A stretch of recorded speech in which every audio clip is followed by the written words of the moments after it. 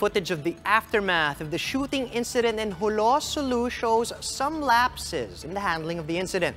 News 5's Patricia Mangune joins us live for more details. Pat, there are two sides to the story, of course. Could you tell us what the evidence is telling us?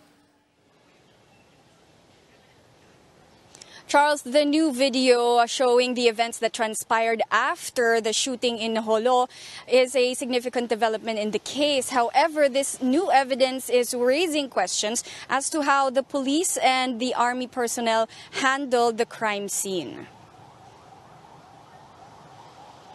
In this CCTV footage, 4 lifeless bodies are seen sprawled on the street.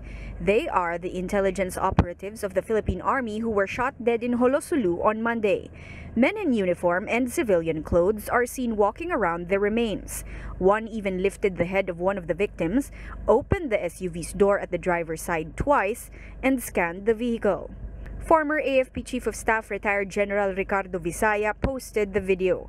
The Philippine Army has verified that the men in the video were soldiers who rushed to the scene in the hopes of rescuing anyone alive and recover personal belongings.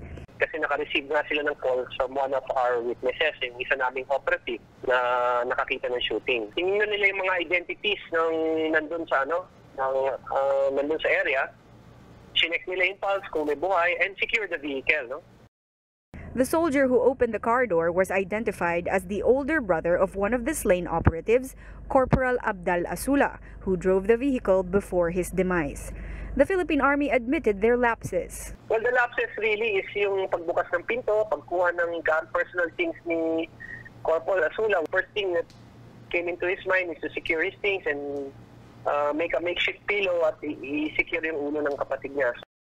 It was apparent also in the video that the crime scene was not immediately cordoned off with a police line, and there was no police present at the time.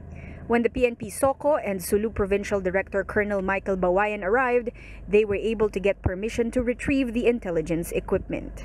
May pananagutan ang Jolo Municipal Police dito dahil base sa ating mga standard operating procedures, kapag may insidente at may naganap na shooting o kaya pagpatay, kailangan ma-preserve agad. Aside from the 9 cops involved in the shooting, Jolo Municipal Chief of Police, Lieutenant Colonel Walter Anayo, was also relieved from his post. Meanwhile, families of the killed soldiers are still grieving the death of their loved ones. Maintindihan bakit kabaro pa. Sana kahit justice man lang. Yun na lang po talaga.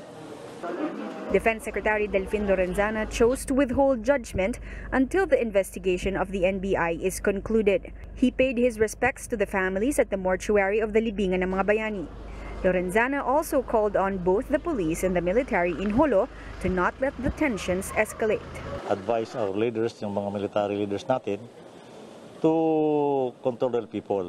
Anyway, meron namang investigasyon eh. Talabas naman totoo. So.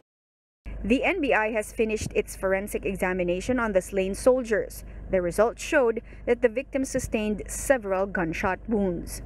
The NBI says it will issue a subpoena to the police involved in the incident. For News 5, Patricia Mangune, we are One News.